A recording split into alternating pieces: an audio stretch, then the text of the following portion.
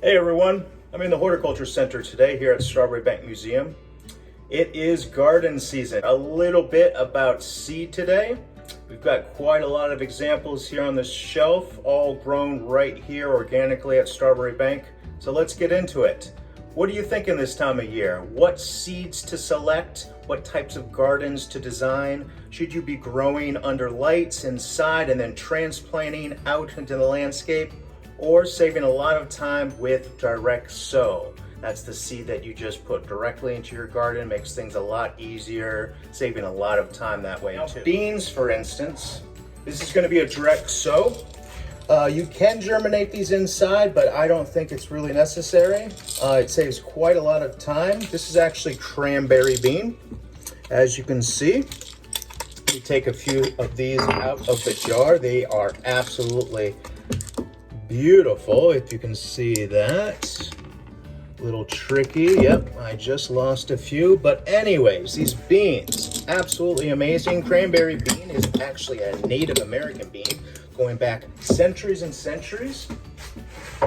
And they will cross with other beans. You can actually see these are variegated. So this is a cross that was cultivated locally here at Little Harbor School. So we do collaborate a lot with farm to school programs. Free food, really nice. But if you want to keep those varieties true to type, you're just gonna have to space out your beans a little bit so they don't cross-pollinate with other varieties. Now, one good example that we always grow here, because I absolutely love to eat it, certainly everyone else does, is ground cherry. Now, ground cherry seeds are very small, if you can see them there. This is going to be a direct sow. You can grow these inside just like tomatoes, but I actually prefer a direct sow. So more wild plants, I tend to lean more to those direct sows. Just think about wild plants dropping seed in the fall, they overwinter, and then they germinate in the spring. So really easy to direct sow these. I usually wait till early June for these to be safe. If you're in warmer climates, certainly consider this earlier season. Give this a try. A little bit like a tomato, much smaller, more mounding growth habit. And absolutely delicious. Does not taste like a tomato. Kind of the same texture, almost like a cherry tomato, but with more mango pineapple flavor. Absolutely delicious, really cool. Another direct sow. This is another kind of wild species of aster called Calendula. This came in the colonial period. Very cool seed. Doesn't even look like seed. You can see how curved it is. So really nice. This actually comes up wild on its own, but you can easily collect its seed in the fall. Now, this is an edible flower, and it was also used as a pepper substitute. Really cool, often called poor man's pepper. Many plants were, if it was a substitute of that expensive peppercorn that was coming originally from Asia. All right, what else? Germinating. I would suggest coriander for inside. You can direct sow this. I have done it before, but I actually prefer germinating this, getting a little bit more structure onto it. The trick of coriander or cilantro, I would suggest growing this out. Once you do plant it, you want to plant them pretty close together. These are very kind of airy plants. Their structure isn't that great. So they're not very sturdy, especially in windy environmental conditions, a lot of stress. So give it a try. You can eat these seeds. If you can see, just beautiful seeds, nice and round. These seeds are getting a little bit old. We'll probably get into more details about seed storage and seed saving later in the season as we collect those seeds. But you can notice, I think you can see that 2014, very old. So we try to rejuvenate our seed every 2 years. We want viable seed that's going to germinate. So be sure that you're rejuvenating your seed every couple of years. Otherwise, you're just going to get really low viability and germination rates. One of my favorite direct sows that's really easy and really abundantly producing for seed, for foliage, is dill. Now, dill seed is another spice that you can use for culinary aspects. This is a great direct sow, and you can do it very early in the season. A lot of people will grow microgreens of this, if not those really big adult plants, or succession planting with this. So that means basically one row of planting early season, and then a few weeks later you plant another row. So you have a succession of really, really nice spice or really, really nice things to cook with, and certainly that seed at the end of the season in variable times. Edible flowers as well.